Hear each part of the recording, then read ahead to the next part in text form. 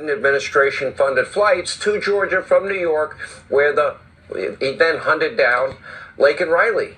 I mean, should these people not be deported? Why would you put the lives of illegal immigrant criminals over the safety of Americans? And during today's trial, his roommate told the court that Ibarra was in bed, sound asleep, shortly after the alleged murder. And an FBI employee testified in court today that during a jailhouse call, Ibarra's wife appeared to accuse him of knowing about Laken Riley's murder, asking him, quote, "What happened to that girl?" Now, Joe Biden and Kamala Harris should be tried, frankly, for what they have done to aid and abet in all of this law-breaking with wide open borders, free transportation, free housing, food, healthcare, education, and Kamala, of course, supporting free sex change or taxpayer-funded sex change operations.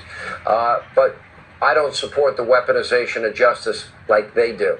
Here with reaction, former Speaker of the House, Fox News contributor Newt Gingrich. I'm just having a hard time understanding, what part of the murder, rape, drugs, terrorists, violence, gangs, cartels, why are they defending those people over the safety of American citizens? Can you explain that to me? Because I'm having a hard time understanding it. Sure. There's a psychological phenomenon called cognitive dissonance. And in cognitive dissonance, you simply reject information you don't want. So, for example, if you really love chocolate ice cream, you convince yourself that it has no calories. And so you can eat all the chocolate ice cream you want.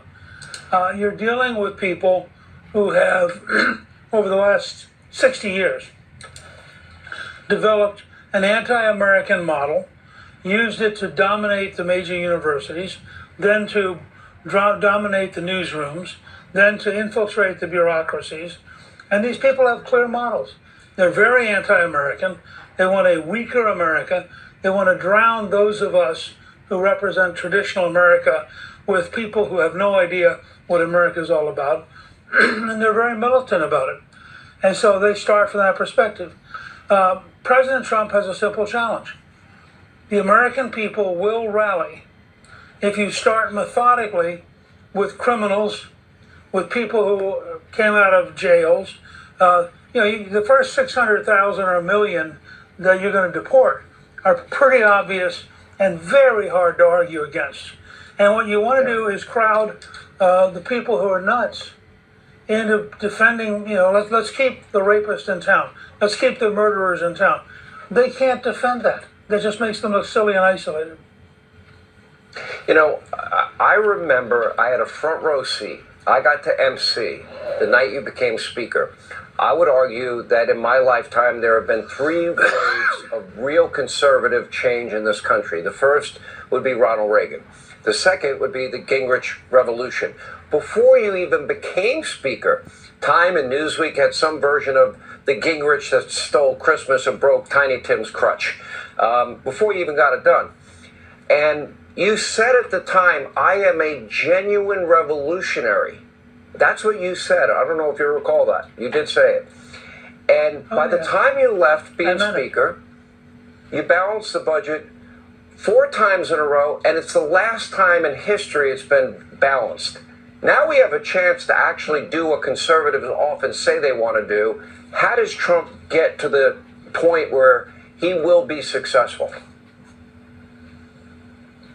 He has to, every day, follow Lincoln, Reagan, and Margaret Thatcher. The American people have to be his allies. It's not just communications. He has to work with them. He has to arouse them. He has to organize them. Look, people don't even realize this, but under President Eisenhower, we deported about 1,500,000 people, which for the population of the United States at that time would be a deportation today probably of around 7 or 8 million people. So we have a history of doing this. We know how to do this.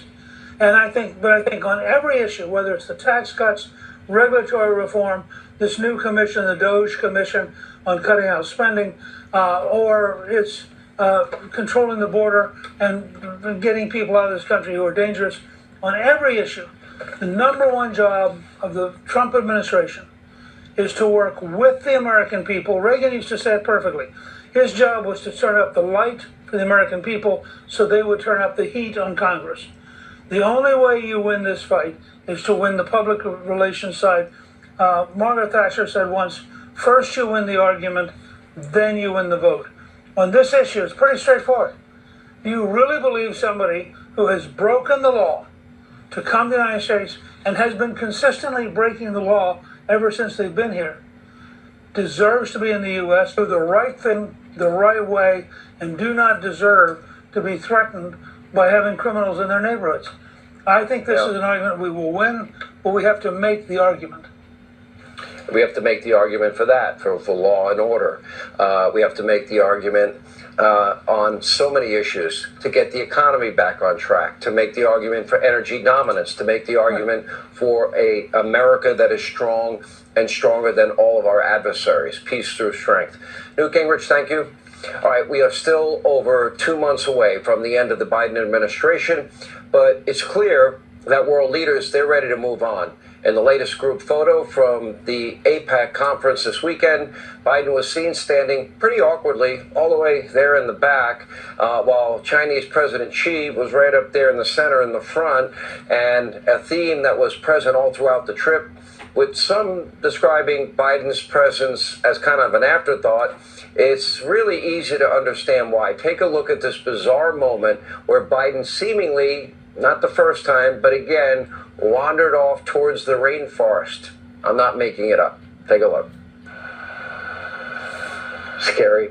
Here with reaction to all of this. Joining us now, Fox News contributors Joe Concha and Leo 2.0 Terrell. All right, Leo, we start with you tonight.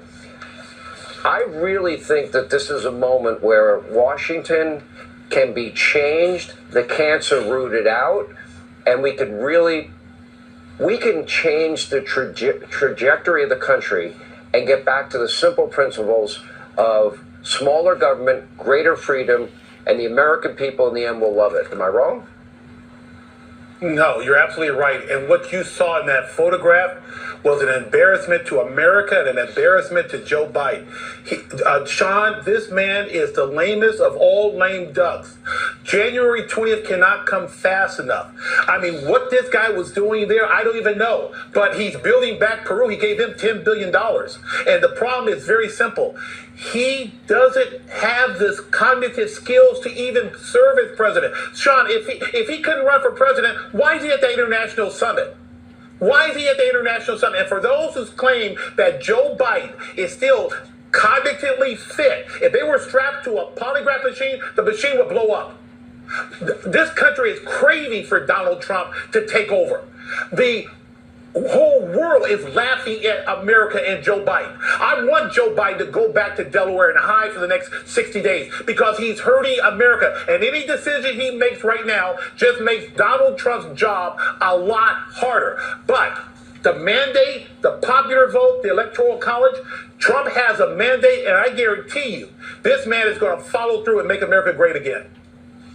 What do you think about Joe Concha? Legacy media being dead, celebrity influence in elections being dead, and of course I'm dying to get your thoughts on Joe and Mika requesting a meeting with Donald Trump after calling him a Nazi, a fascist, racist, peddling one conspiracy theory after another. Maybe you can analyze that or psychoanalyze that because I can't. Wow, I mean, Joe and Mika literally called Donald Trump Hitler, right? And on Friday, apparently, they went down to Mar-a-Lago in Palm Beach and met with Hitler to try to make amends. They called it resetting the relationship. I mean, this is the same couple that during 2015 had Donald Trump on their show 41 times, 31 times by phone, and had some of the most sycophant interviews that you could possibly imagine with him, to the point where Matt Taibbi said that those things, it was morning blow, they called it, that he called it, because it was that bad. And then Joe Scarborough turned on Trump because Trump apparently was considering him, reportedly, I doubt it, but for vice president. And when that didn't happen, then Scarborough, because he loves access to power, was suddenly so offended by this that they turned on Trump for the next 8 years. And then I couldn't believe it.